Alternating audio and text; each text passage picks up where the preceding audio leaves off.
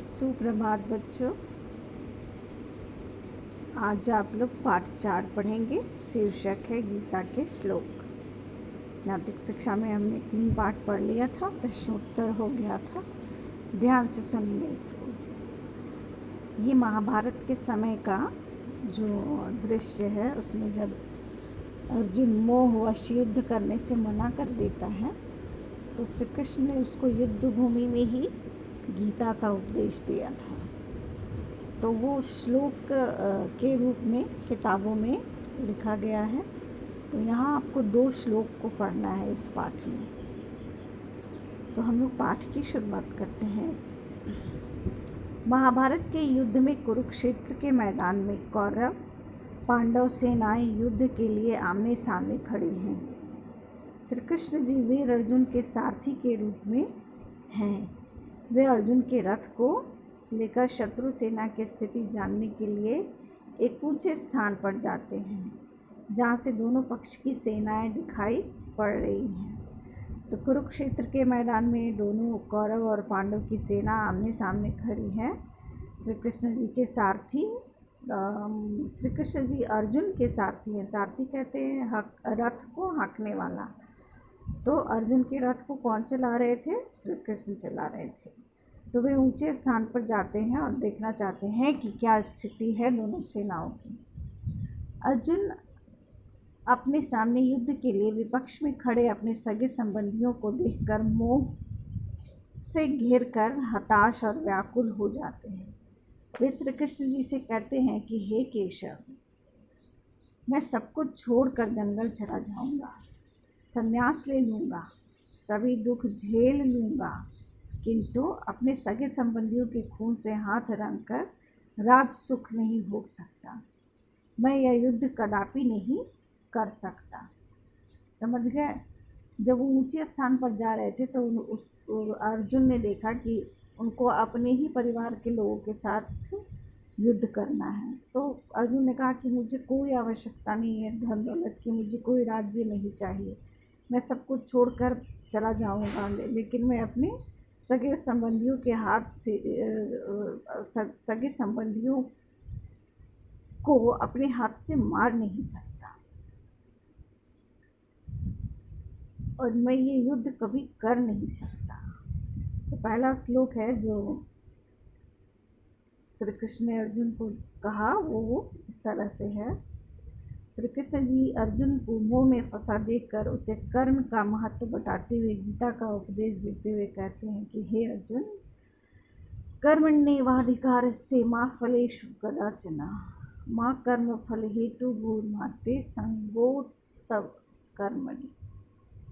ये कहा, इसका सार ये है कि कर्म तुम्हारा अपना कर्म करते जाओ, फल की चिंता मत करो। इसको विस्तार से हम लोग आगे देखेंगे। तो शब्दार्थ है कि कर्मण्येव मतलब कर्म ही में, ते मतलब अपना, अधिकार मतलब तो अधिकारी होता है, माँ मतलब नहीं, फलेषु मतलब फल में, कदाचन मतलब कभी भी, ते संगोस्त्व तुम्हारी प्रीति, कर्म फल हेतु भूर्मा कर्म के फल की प्राप्ति में। इसका अर्थ दिया है बच्चों कि हे अर्जुन, मानव का अधिकार केवल कर्म में है, फल प्राप्ति में कभी भी नहीं है। आप कर्मों के फल की वासना वाले मत हो, आपकी प्रीति केवल कर्म करने में हो। युद्ध के मैदान में एक क्षत्रिय का केवल यही धर्म या कर्म है कि वह शत्रु का अधिक से अधिक संहार करे, और इसलिए तुम मोह त्याग दो। मतलब कह रहे हैं कि तुमको अभी अपना कर्म करना है, ये नहीं देखना है कि कौन मरेगा कौन बचेगा। तुम क्षत्रिय हो और युद्ध के मैदान में हो तो तुम्हारा पहला कर्तव्य है युद्ध करना। ये नहीं देखना कि सामने कौन है, युद्ध करो और जीतो। तो इसलिए मोह का त्याग करो और युद्ध करो। ये पहला श्लोक का अर्थ हुआ। दूसरा श्लोक में श्री कृष्ण जी अर्जुन का मोह दूर करने के लिए उन्हें आत्मा की शाश्वत यानी कि सदा रहने वाली और शरीर के नश्वर यानी कि निश्चित रूप से नाश होने वाला होने का बहुत ही सुंदर व शिक्षाप्रद उदाहरण देते हुए कहते हैं। मतलब इस जो हम श्लोक पढ़ेंगे ना, इसमें ये शिक्षा दी गई है कि आत्मा शाश्वत है, यानी कि आत्मा कभी मरती नहीं है, और जो शरीर है वो नश्वर है, उसकी मृत्यु होनी ही है आज न कल। तो आत्मा जब शरीर छोड़ के चली जाती तो मरती तो है नहीं, तो फिर सोचना क्या है। तो शिक्षाप्रद उदाहरण इस प्रकार है कि वासांसि जीर्णानि यथा विहाय नवानि गृहति नरोपराणि तथा शरीरानि विहाय जीर्णान्यानि संयाति नवानि देहि।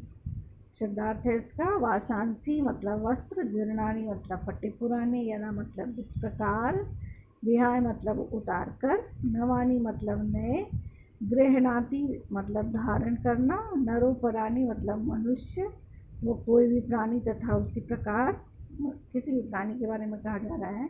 संयाति मतलब धारण करना, देही मतलब जीवात्मा। तो इसका अर्थ अच्छी तरह से आप समझिए। श्री कृष्ण जी कहते हैं कि हे अर्जुन, जिस प्रकार कोई व्यक्ति अपने फटे पुराने वस्त्रों को उतार कर नए वस्त्र धारण कर लेता है, उसी प्रकार यह आत्मा जो शाश्वत है, जो कभी नश्वर नहीं होती है, इस पुराने शरीर नश्वर को छोड़कर नया शरीर धारण कर लेती है। आत्मा का शरीर से मिलन जन्म और पृथक होना मृत्यु है। समझ गए?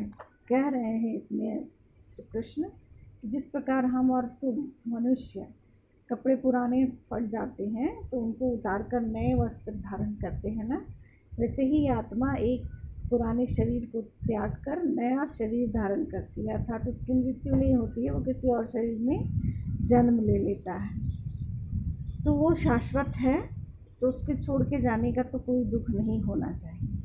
आत्मा का शरीर से मिलन जन्म और शरीर से अलग होना मृत्यु कहलाता है। अतः आपका मोह करना उचित नहीं है। आप अपने क्षत्रिय धर्म का पालन करें, अपने शत्रु का अधिक से अधिक विनाश करें। यही क्षत्रिय का युद्ध के मैदान में धर्म व कर्म है। समझ गए? इतना कुछ समझाने के बाद कहा कि अब आपको मोह बिल्कुल नहीं करना चाहिए।